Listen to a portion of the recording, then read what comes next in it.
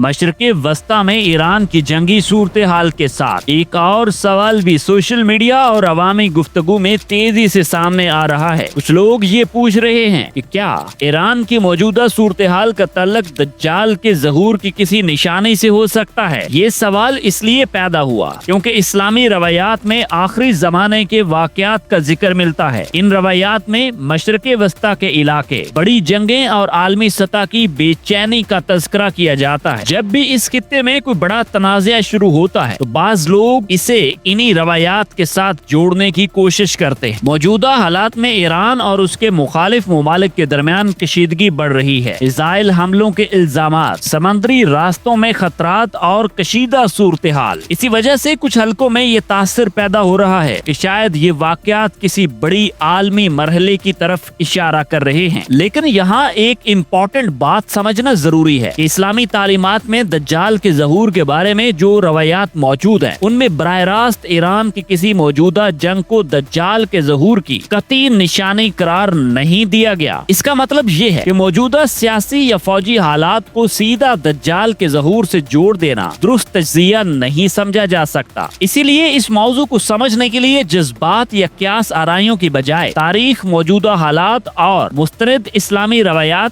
ان تینوں کو الگ الگ دیکھنا ضروری ہے۔ اور اسی وجہ سے اس ویڈیو میں پہلے ہم یہ سمجھیں گے کہ ایران کی موجودہ کشیدگی اور جنگ کی اصل تاریخی بنیاد کیا ہے، کیونکہ کسی بڑے تنازع کو سمجھنے کے لیے اس کی جڑیں جاننا بہت زیادہ ضروری ہوتا ہے۔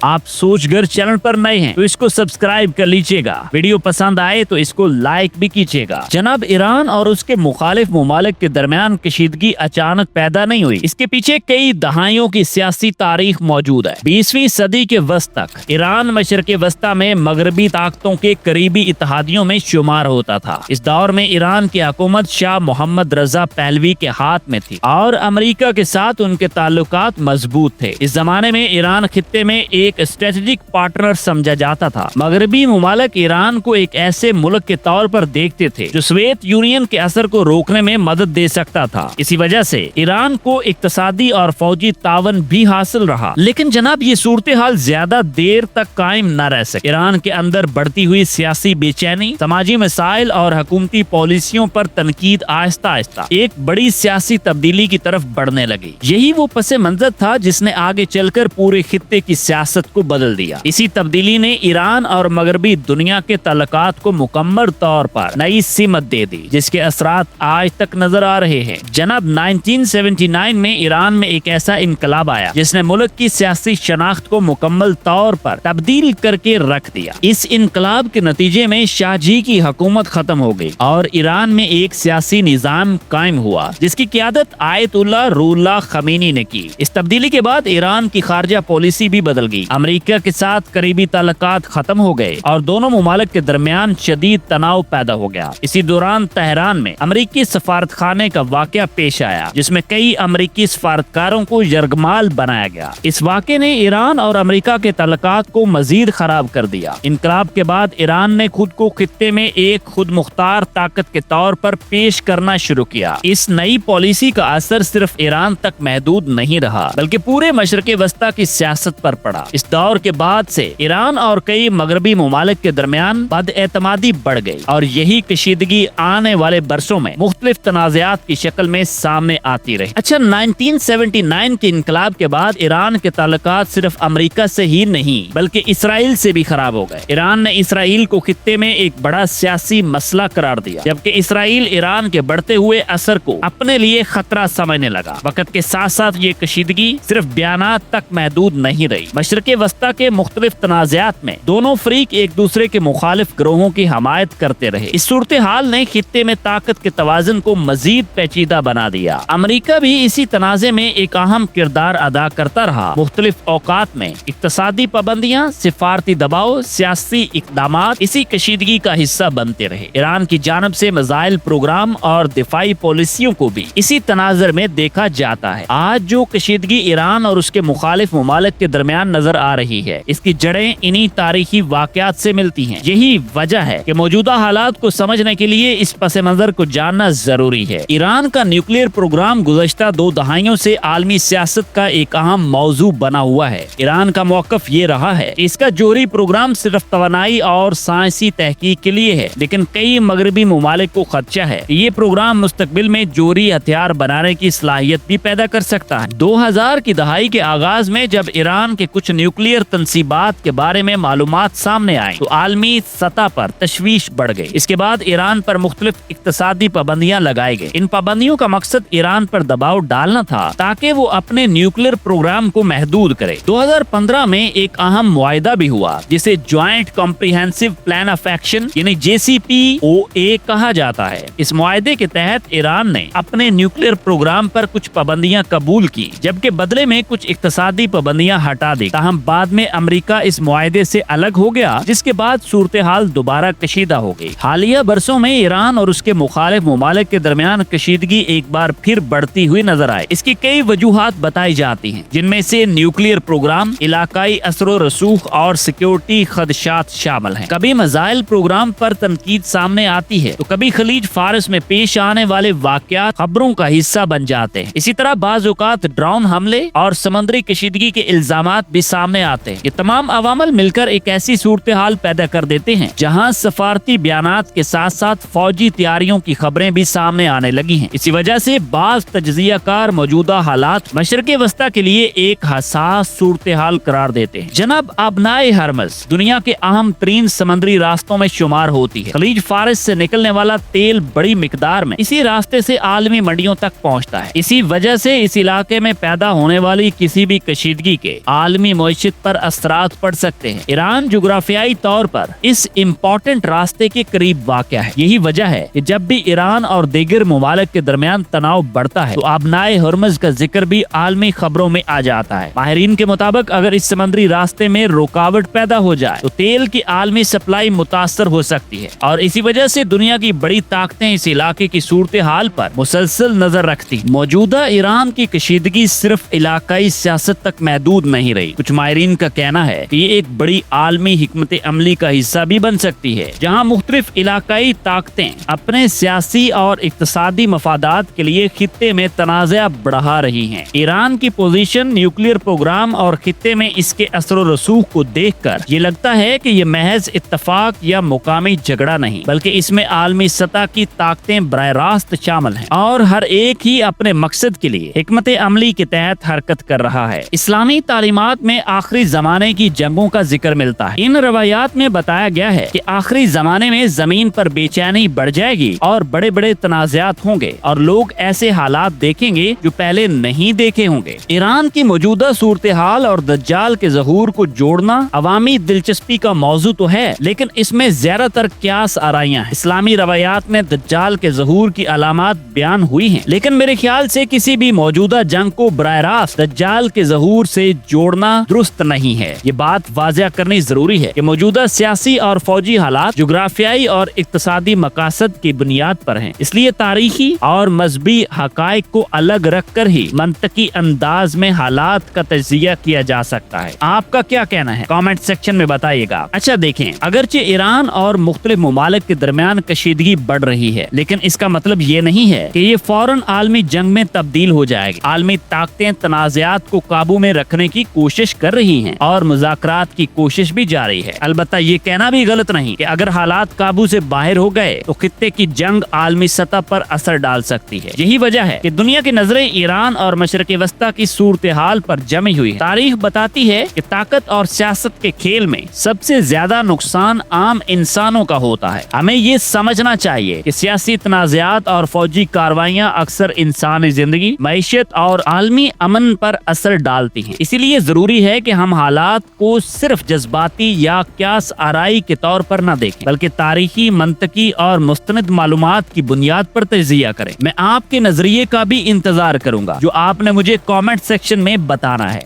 کہ آپ کے خیال میں موجودہ ایران کی جنگ کیا صرف ایک عالمی حکمت عملی کا حصہ ہے یا یہ صرف علاقائی سیاست تک محدود ہے؟ میں آپ کے کامنٹ کا انتظار کروں گا۔ آپ سوچ گر چینل پر نئے ہیں تو اس کو سبسکرائب کر لیجئے گا۔ ویڈیو پسند آئی ہے تو لائک بھی کیجئے گا تاکہ ہماری ملاقات اگلی ویڈیو میں بھی ہو سکے۔